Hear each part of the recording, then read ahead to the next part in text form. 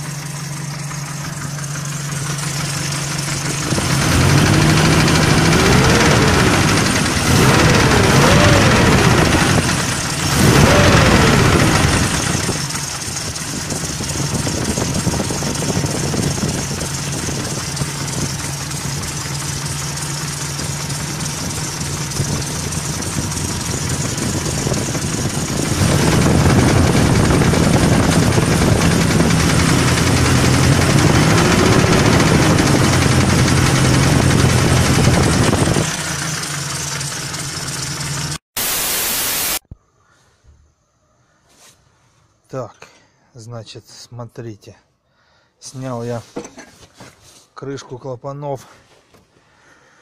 Фу, значит, я подумал, может быть, кто-то из гидрокомпенсаторов тарабани стучит. Ну, в общем, я посмотрел, гидрокомпенсаторы все нормальные. Вот, видно, не видно. В общем, вот так вот. Когда гидрокомпенсатор перестает работать, он тут как сопля вот так вот болтается. Нет, они все вот задавлены маслом, закачанные. Все они не прогибаются.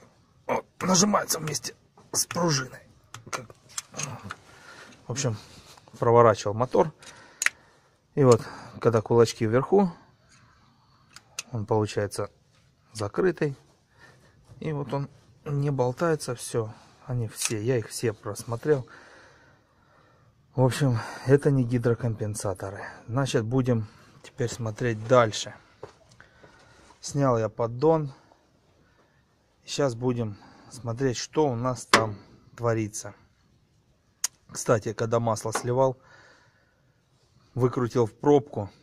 Там у меня к магниту прилип какой-то штифт. Думаю, что за штифт, откуда он? Оказывается... Видите, вот отсюда он, скотина, выскочил. Здесь вот он стоит. Вот он есть. А здесь его нет. Вот такая вот еще неприятность. Да. Ладно, поехали дальше. Разбирать, смотреть.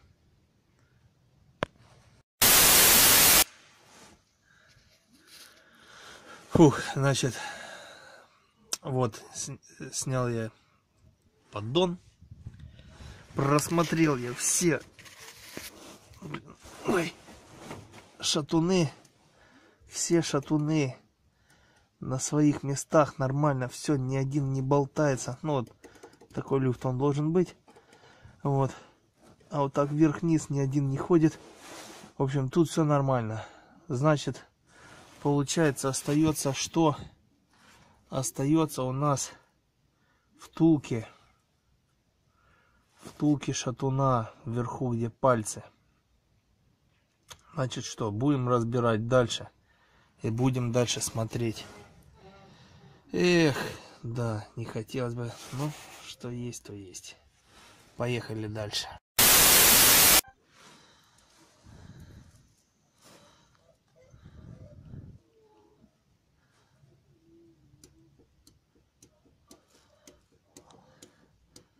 Вот так вот, право-лево или вперед-назад, как правильно. Он ходит, а вверх-вниз. Все отлично.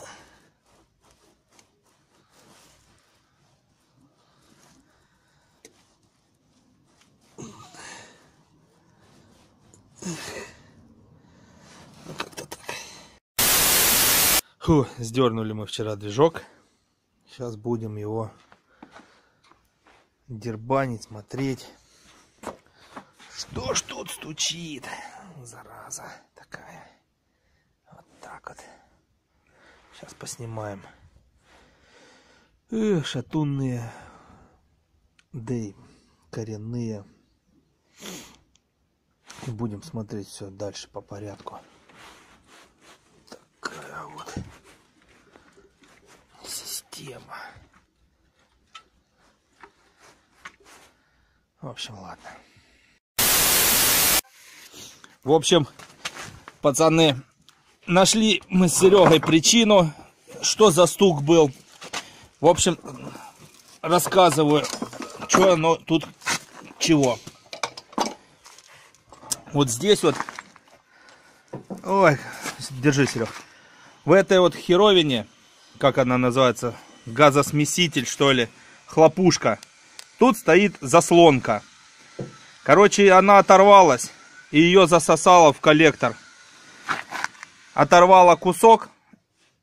Получается, большая часть заслонки болталась в коллекторе. И маленький кусок заскочил в третий цилиндр. Вот оно. Сняли мы башку.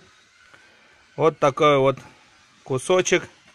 Его замолотило. Помолотило вот поршень. Ну, это не критично, в принципе. В общем, вот такая вот история. Всего-навсего.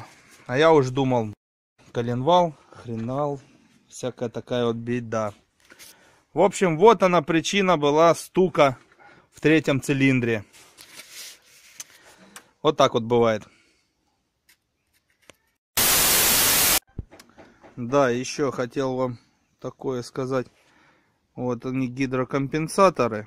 Я чуть позже потом сниму видео, как их можно разобрать, помыть, собрать. И он будет у вас еще работать столько же, сколько и проработал. Потому что некоторые мотористы уверяют, что гидрокомпенсатор, все, он не работает, он не разбирается, не ремонтируется, все это пиздеж. Вот. Их надо покупать, менять. Ну, там на разборку ехать, допустим, они там сколько рублей, по 300 штука стоит на разборке. Я вам расскажу, покажу, как он разбирается, как он меняется. Ну, не меняется, ремонтируется, моется, собирается. И он реально будет еще у вас работать и работать и работать. Вот. В общем, вот такое. Позже покажу. Так. Ну вот мы собрали двигло. Сейчас будем устанавливать его на место. Ой. Да, Серебаныч? Да.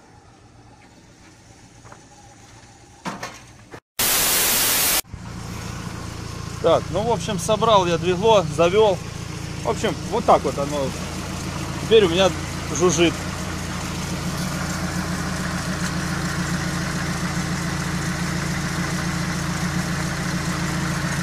Чистенько, четенько, без всяких.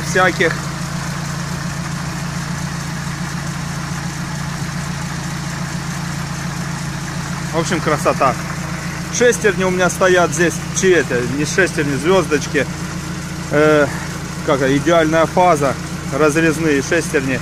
Все выставил, все идеально, все четко, все здорово. В общем, как-то вот так вот, ребят. Кому понравилось, ставьте лайки, комментируйте. По поводу гидрокомпенсаторов чуть позже видосик зарежу.